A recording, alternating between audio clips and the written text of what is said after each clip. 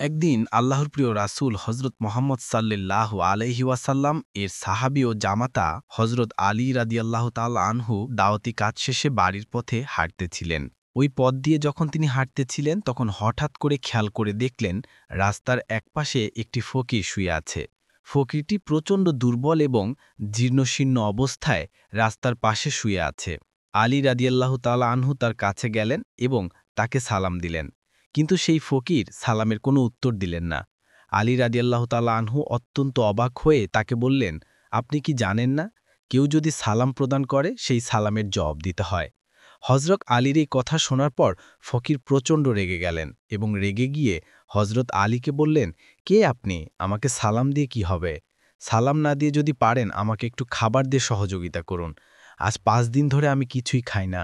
ক্ষুধার যন্ত্রণায় আমি জীর্ণশীর্ণ অবস্থায় এখানে পড়ে আছি। ফকিরের এই রাগান্বিত কথা শুনে হজরত আলী রাদিয়াল্লাহু তাআলা আনহুর মনেও কিছুটা রাগ চলে আসলো। কিন্তু তখনই হজরত আলী রাদিয়াল্লাহু তাআলা আনহুর মনে পড়ল কোরআনের সেই আয়াতের কথা, তখন আপনাকে হিফাজত করবেন। আল্লাহ রাব্বুল আলামিন বলেছেন, তোমরা ফকির মিসকিনের সঙ্গে ধমক দিয়ে কিংবা রাগান্বিত হয়ে কথা বলবে না। হজরত আলী রাদিয়াল্লাহু তাআলা আনহু তার রাগ নিয়ন্ত্রণ করলেন এবং কোমল সুরে সেই ফকিরকে বললেন, আমার কাছে তো এখন কোনো খাবার নেই। আমি দাওয়াতি কাজ শেষ করে বাড়ির দিকে যাচ্ছি। একটু দূরেই আমার বাড়ি। আপনি যদি খাবার পেতে চান তাহলে আমার সঙ্গে আমার বাড়িতে চলুন। আমার বাড়িতে গেলে হয়তোবা আমি আপনাকে কিছু খাবার দিতে পারব। ফকির বলল, আমি প্রচণ্ড দুর্বল। ক্ষুধার যন্ত্রণা আমাকে এতটাই কাবু করেছে যে আমি উঠে দাঁড়াতেই পারছি না।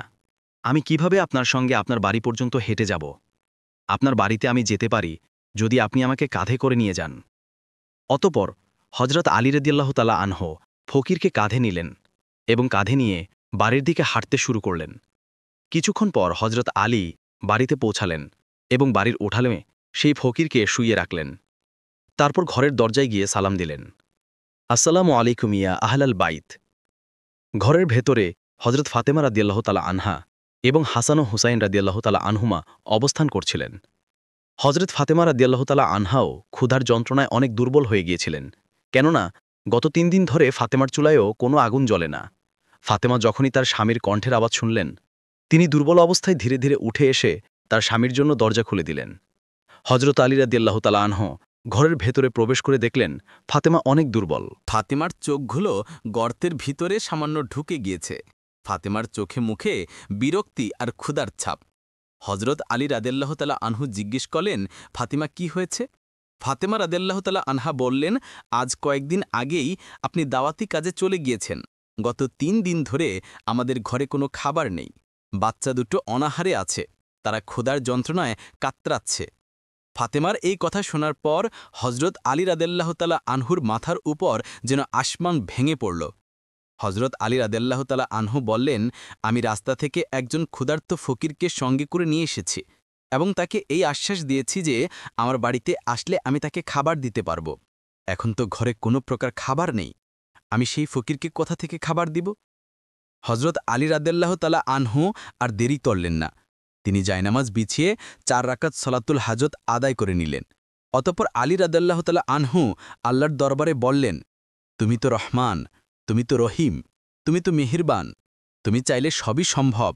একজন ফকিরকে আমি মেহমান করে বাড়িতে নিয়ে এসেছি। এখন যদি তাকে খাবার দিতে না পারি তাহলে তার সামনে আমি লজ্জিত হব।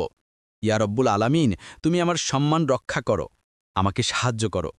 আমি আমার ক্ষুধার্ত স্ত্রীর জন্য খাবার চাই না, আমার ক্ষুধার্ত সন্তানদের জন্য খাবার চাই না। আমি শুধু সেই ফকিরকে দেবার জন্য তোমার দরবারে খাবার চাই। তুমি দয়া করে আমাকে সাহায্য করো, তোমার রহমত দিয়ে আমাকে পরিপূর্ণ করো। হজরত আলী রাদিয়াল্লাহু তাআলা আনহুর এই দোয়া আল্লাহ রাব্বুল আলামিনের আরশে পৌঁছে গেল। সঙ্গে সঙ্গে আল্লাহ রাব্বুল আলামিন জান্নাত থেকে এক টুকরা খাবার পাঠালেন। একজন অদৃশ্য খিরিস্তা এসে হজরত আলী রাদিয়াল্লাহু তাআলা আনহুর সামনে জান্নাতি খাবারে সেই টুপলা রাখলেন। অতঃপর আলী রাদিয়াল্লাহু তাআলা আনহু মোনাজাত শেষ করে যখন খাবারের টোপলা দেখলেন, তিনি আল্লাহ রাব্বুল আলামিনের দরবারে শুকরিয়া আদায় করতে লাগলেন। মা ফাতেমার ঘরে জান্নাতি খাবারের টোপলা, চতুর্দিক থেকে যেন জান্নাতি ঘ্রাণ বের হচ্ছে। পাশের কক্ষ থেকে হজরত হাসান এবং হোসেন রাদিয়াল্লাহু তাআলা আনহু খাবারের ঘ্রাণ পেয়ে ছুটে আসলেন এই কক্ষে। হজরত হাসান এবং হোসেন রাদিয়াল্লাহু তাআলা আনহু এক দৌড়ে এসে হজরত আলীকে জড়িয়ে ধরলেন। হজরত হাসান বলতে লাগলেন, আব্বাজান, গত 3 দিন ধরে আমরা কিছুই খাইনি। হজরত হোসেন রাদিয়াল্লাহু তাআলা আনহু হাসানকে বললেন, ভাই, আমার কাছে মায়ের চেয়ে আমার বাবাই অনেক ভালো। কেননা গত 3 দিন ধরে মায়ের কাছে কতবার খাবার চাইলাম, মা একবারও আমাদের একটুও খাবার দিল না। আর দেখো না বাবা আমাদের জন্য কত খাবার নিয়ে এসেছে। হোসেনের এই কথা শুনে মা ফাতেমা রাদিয়াল্লাহু তাআলা আনহা মুচকি হাসলেন। হজরত আলী রাদিয়াল্লাহু তাআলা আনহু সকলের উদ্দেশ্যে বললেন, এই খাবার তোমাদের জন্য না, বাহিরে একজন ফকির অপেক্ষা করছে এবং আমি তাকে খাবার দেব বলে আল্লাহ রব্বুল আলামিনের কাছ থেকে খাবার চেয়ে নিয়ে এসেছি।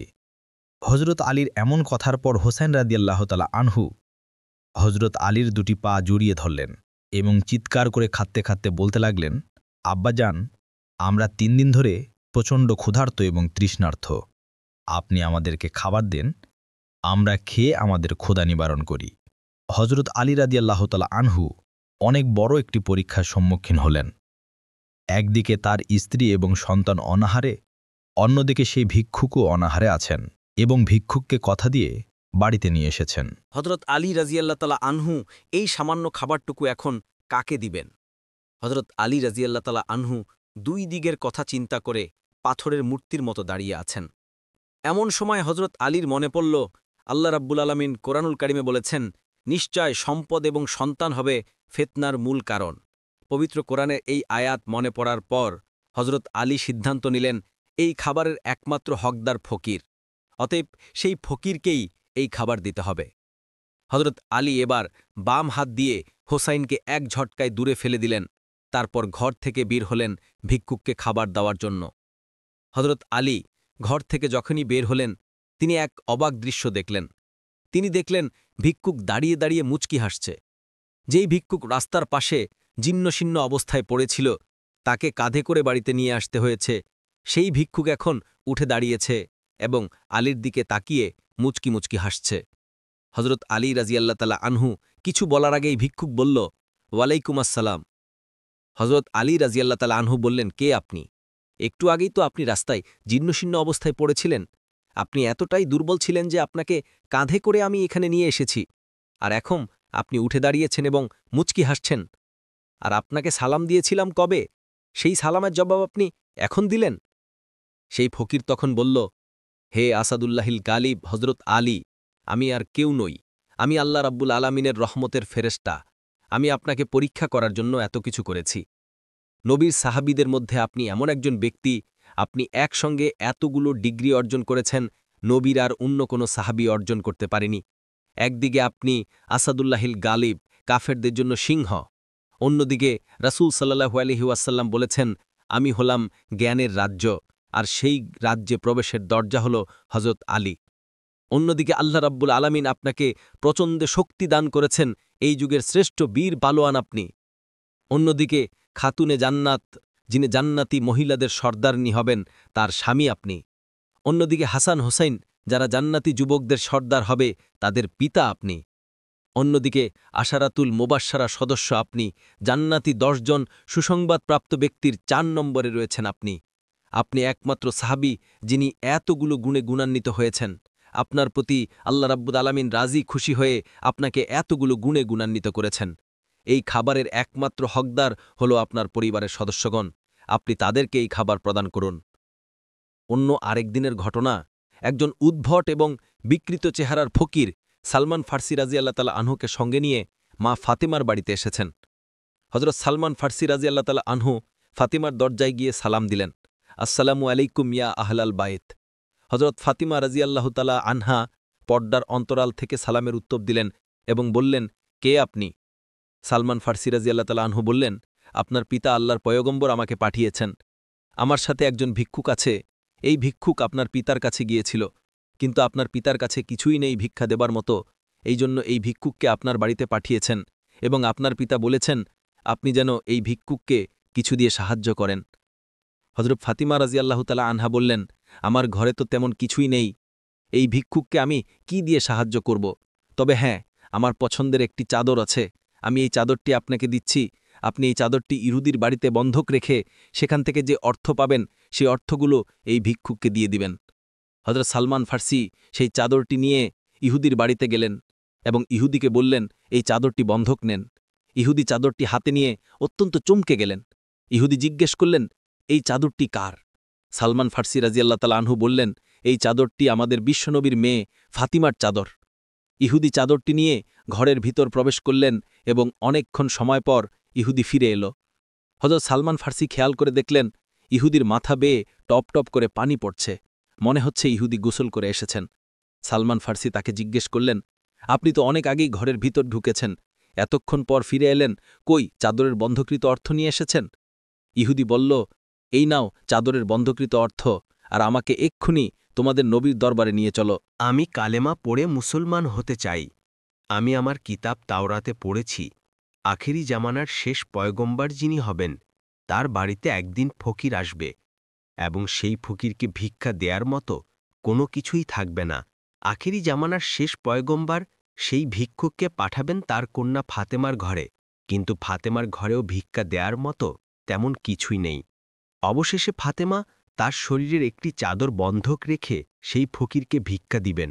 তুমি যখন বললে এই চাদরটি বিশ্বনবীর মেয়ে ফাতেমার চাদর, তখনই আমি আমার তাওরাতের ভবিষ্যৎবাণী সত্যতার প্রমাণ পেয়েছি। তোমরা যাকে নবী বলে মানো, এই নবী আখেরি জামানার শেষ নবী।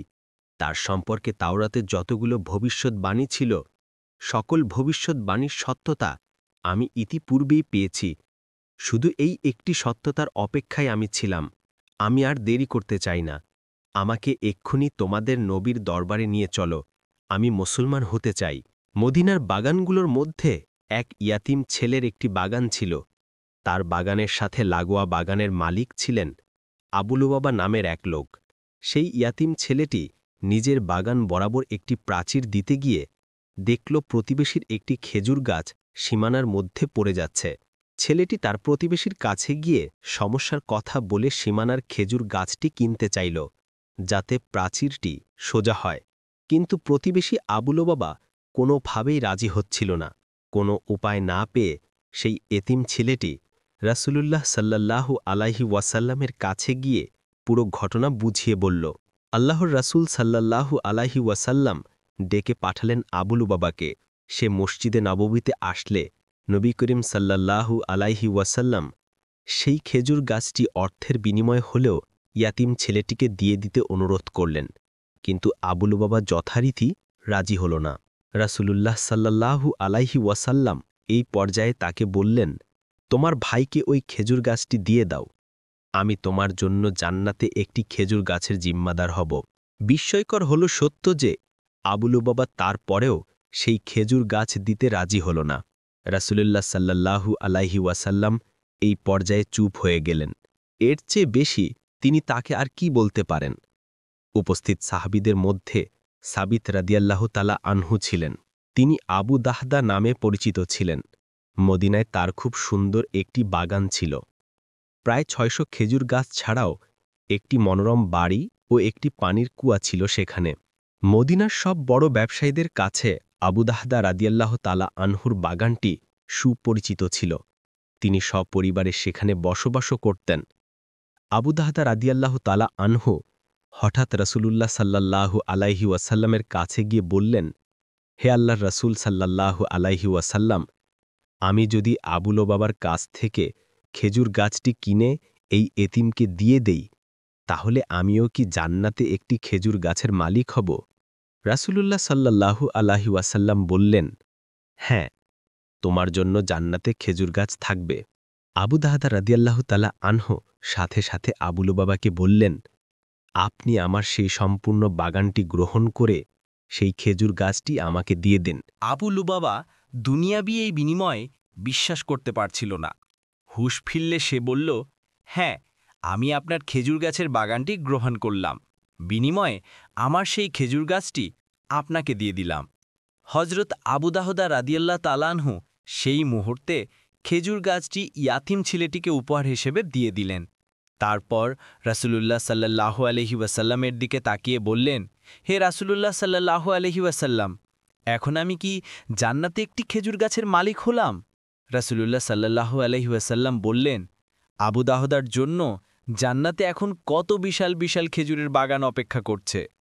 বর্ণনাকারী হজরত আনাস রাদিয়াল্লাহু তাআলা আনহু বলেন, এ কথাটি রাসূলে পাক সাল্লাল্লাহু আলাইহি ওয়াসাল্লাম ১, ২ বা ৩ বার বলেননি, বরং খুশি হয়ে বারবার বলেছেন। শেষে আবু দাহদা রাদিয়াল্লাহু তাআলা আনহু সেখান থেকে বের হয়ে সদ্য বিক্রি করে দেয়া সেই বাগানে ফিরে গেলেন।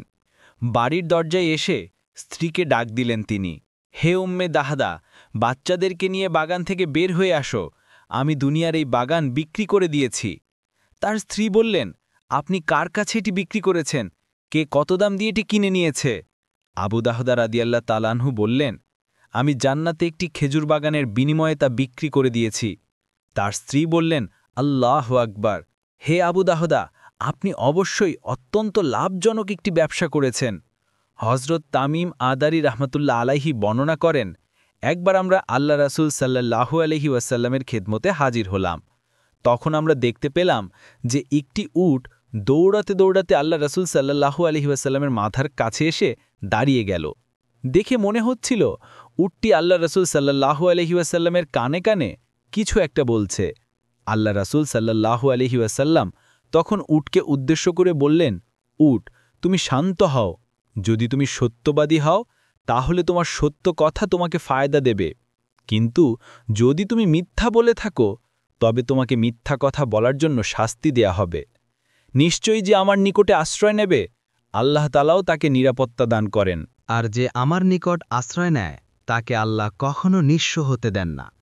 সাহাবী তামিম আদ্দারি রাদিয়াল্লাহু তাআলা আনহু ইরশাদ করেন, আমরা বললাম, ইয়া রাসূলুল্লাহ সাল্লাল্লাহু আলাইহি ওয়াসাল্লাম, এই উট আপনাকে কি বলছে? আল্লাহর রাসূল সাল্লাল্লাহু আলাইহি ওয়াসাল্লাম বললেন, এটা আমাকে বলছে যে তার মালিক তাকে জবেহ করে তার মাংস খাওয়ার সিদ্ধান্ত নিয়েছে, তাই সে তার মালিকের কাছ থেকে পালিয়ে এসেছে এবং এখানে সে আমার নিকট সাহায্য চাইছে। তামিম আদ্দারি রাদিয়াল্লাহু তাআলা আনহু বললেন, অতঃপর আমরা নিজেদের মধ্যে গল্পে ব্যস্ত হয়ে গেলাম। হঠাৎ সেই সময় উটের মালিক আমাদের নিকট ছুটে আসলো। সেই উট যখন তার মালিককে আসতে দেখল, তখন সে পুনরায় আল্লাহর রাসূল সাল্লাল্লাহু আলাইহি ওয়াসাল্লামের কাছে গিয়ে দাঁড়াল এবং ঠিক রাসূল সাল্লাল্লাহু আলাইহি ওয়াসাল্লামের বরাবর পেছনে লুকানোর চেষ্টা করল। উটের মালিক বলল, ইয়া রাসূলাল্লাহ সাল্লাল্লাহু আলাইহি ওয়াসাল্লাম, আমার এই উট ৩ দিন আগে আমার কাছ থেকে পালিয়ে গেছে, আর আজকে আমি একে আপনার কাছে পেয়েছি। এ কথা শুনে আল্লাহ রাসূল সাল্লাল্লাহু আলাইহি ওয়াসাল্লাম বললেন, এই উটটি আমার নিকটে নালিশ জানিয়েছে। সে আমাকে বলছে যে তোমার কাছে অনেক বছর ধরে লালিত পালিত হয়েছে, বড় হয়েছে। যখন প্রচণ্ড গরমের সময় আসে তুমি তখন তার পিঠে চড়ে ঘাস এবং চারণভূমির এলাকায় যেতে, আর যখন শীতের সময় আসত তখন তুমি তার পিঠে সাওয়ার হয়ে গরম এলাকার দিকে সফর করতে। আর এখন যখন সে বার্ধক্যে উপনীত হয়েছে তখন তুমি তাকে জবেহ করে তার মাংস খাওয়ার পরিকল্পনা করেছ। উটটির মালিক বলল, ইয়া রাসূলাল্লাহ সাল্লাল্লাহু আলাইহি ওয়াসাল্লাম, ঘটনা ঠিক তেমনই যেমনটা আপনি বর্ণনা করেছেন, কিন্তু প্রশ্ন হল উটটি আপনাকে সব জানালো কিভাবে?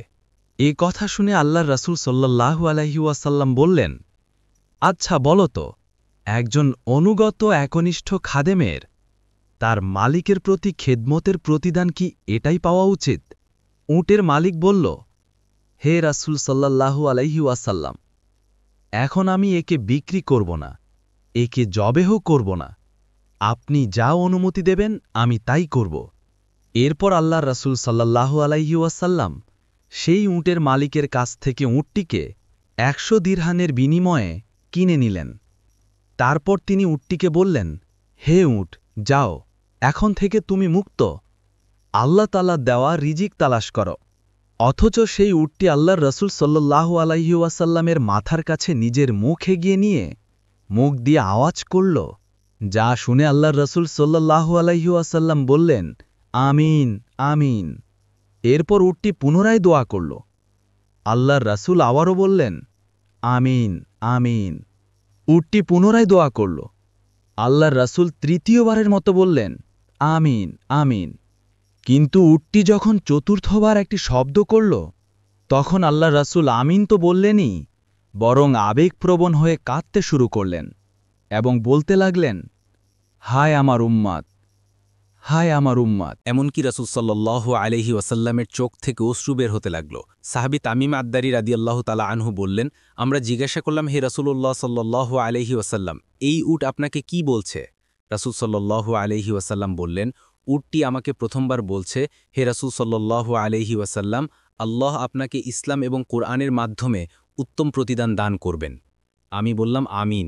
তারপরে আমাকে বলল, আল্লাহ তাআলা যেন কিয়ামতের দিন আপনার উম্মতের অন্তর থেকে সমস্ত ভয়ভীতি এমনভাবে দূর করে দেন, যেমনভাবে আজকে আপনি আমার অন্তর থেকে ভয়কে দূর করে দিলেন। আমি বললাম, আমিন। তারপর সে দোয়া করল, আল্লাহ তাআলা যেন আপনার উম্মতের রক্তকে শত্রুদের হাত থেকে এমনভাবে হেফাজতে রাখেন, যেমন করে আজকে আপনি আমার রক্তকে হেফাজত করেছেন। এরপর সে পুনরায় বলল, আল্লাহুম্মা আমিন, আল্লাহ যেন তাই করে।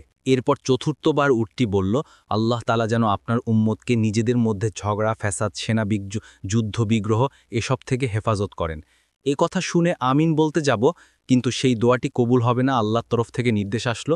এ কথা শুনে আমার কান্না পেল, কেননা এই একই দোয়া আমিও আমার উম্মতের জন্য আল্লাহর কাছে বহুবার করেছি, কান্নাকাটি করেছি, হে আল্লাহ, আমার উম্মতকে অভ্যন্তরীণ ফিতনা, ঝগড়া, ফ্যাসাদ এসব থেকে রক্ষা করো। কিন্তু আল্লাহ তাআলা আমার প্রথম 3টি দোয়া কবুল করলেও শেষ 2টি কবুল করেননি।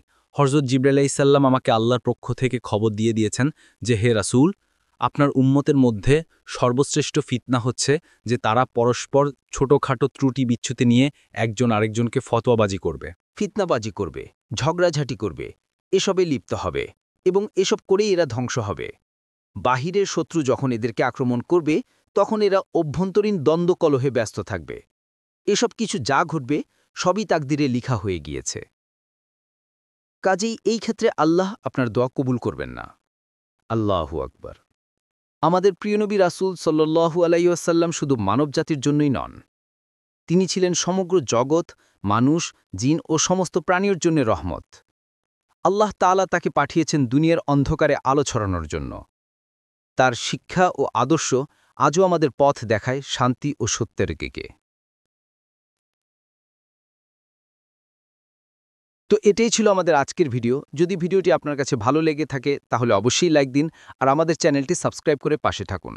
আর কমেন্টে জানিয়ে দিন ভিডিওর কোন অংশটি আপনার কাছে সবচেয়ে বেশি ভালো লেগেছে।